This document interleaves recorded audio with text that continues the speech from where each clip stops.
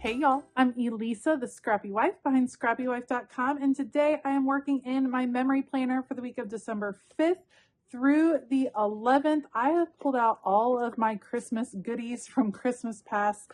This thing is just full of papers, of all the things. So I'm going to pull from that to decorate for this memory planning week. Busy week. My 13th wedding anniversary was this week. Lots of activities going on, so I can't wait to get it documented. I will link things that I can find down below. Like I said, I'm kind of just going through my stash for this to see what I can come up with. But I'll link things in the description box below that I can find. If you're looking for something, just be sure to leave a comment. Let me know, and I'll see if I can help you out finding it. All right, let's go.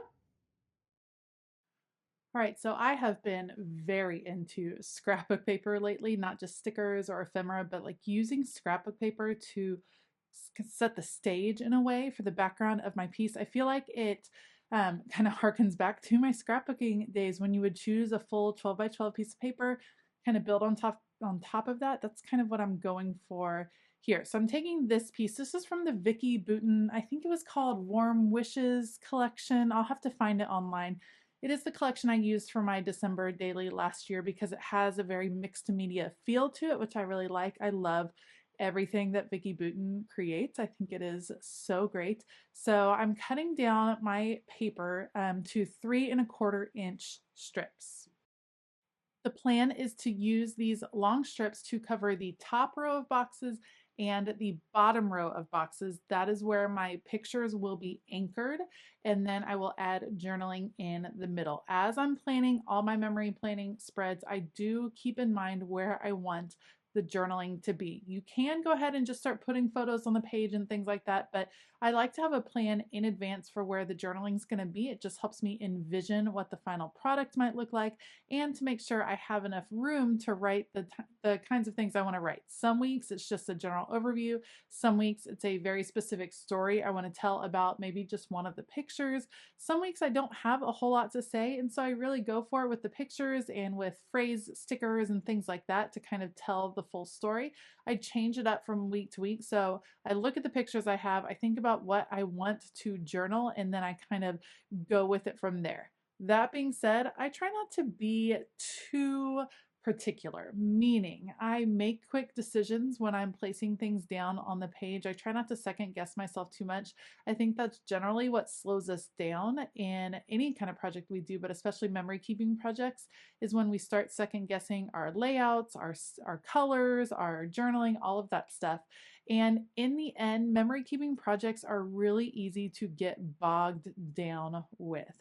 I think that's why most of the time we don't finish memory keeping projects. I know I have certainly been guilty of not finishing projects in the past, and it's because you get too bogged down in the details. And in the end, finished is better than perfect at times. Like, I guess, let's see, finished and imperfect is better than unfinished and partially perfect, maybe, like the part you did. I don't know, I'm probably saying that phrase incorrectly, but I like that I'm getting the pictures down, getting the story down. I am having fun with the creative part, using colors and papers and seasonal things and kind of telling the story through that. But I'm not too particular. I just want the photos down on the page.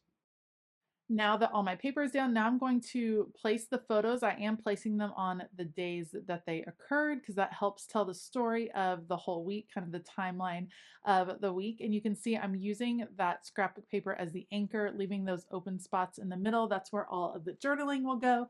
And now I'm going to look through the ephemera pieces I have left over from this collection. It was a super fun collection to use. I liked it a lot. It had kind of a vintage feel, which I have also been super into lately as far as seasonal things. There's some years that I really like bright, colorful seasonal, like using lots of pink and things like that in my holiday spreads. And then this year I'm like red and green. Give me all of the red and green. I want it to feel like an old-fashioned Christmas, but this one has a nice little edge because of the mixed media feel that's thrown into a lot of the papers.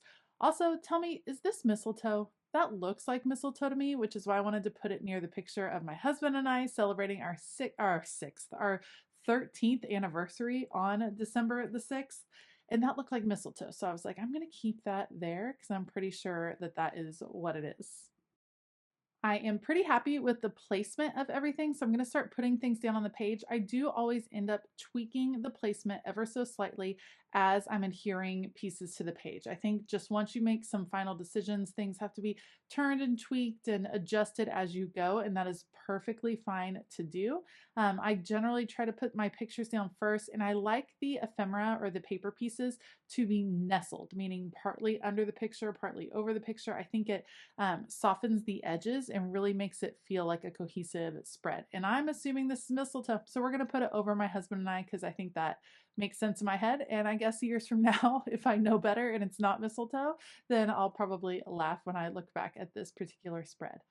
All right, I'm trying to make sure I leave room for the journaling lines. I always add in my own lines. You'll see that momentarily. And then over here on the sidebar, I don't have a ton to write about this particular week. I love this wreath, but I didn't want the middle showing, so I'm going to use a cutout ornament, something I had just in the stash, and we are going to layer that behind. Fills in that space nicely, and we're just going to use just more Christmas icons to fill in over on the side. I'm so happy that I'm doing this form of memory planning for December. I've in the past done December daily. This year I'm doing December not so daily. I'm doing a project with all of my patrons where we're creating junk journals, and it's very low pressure, which I'm all about. And I can just keep my December memories in my regular memory planner with everything else. I don't have to do a whole separate project. It still lets me play with seasonal supplies. I still love it for that. But I don't have to have the pressure of a whole album. And that has been a huge difference for me this year. It's made crafting more fun and enjoyable during the month. So I'm really happy that I made that choice. Not to say there's anything wrong with December Daily. If you love December Daily, then by all means stick with December Daily. And I know a lot of you love December Daily and you like to start it in January. You live your best life in December, and then in January is when you start the documenting, and that works too. I think something to remember is we all have different styles as far as how we like to document, how we like to create. And so getting to know your style, your kind of rhythm of how you like to create, especially in these seasonal times, is really important. All right, as soon as all of my lines are down on the page, then I will go ahead and add my journaling, and that will be it for this spread. We're getting so close to the end of the year.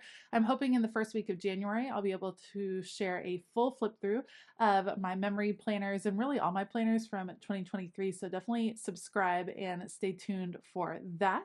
I will link all of the supplies I use down below, including my photo printer and the app that I use to resize my photos, because I get questions about that all of the time. So all of those are in the description box.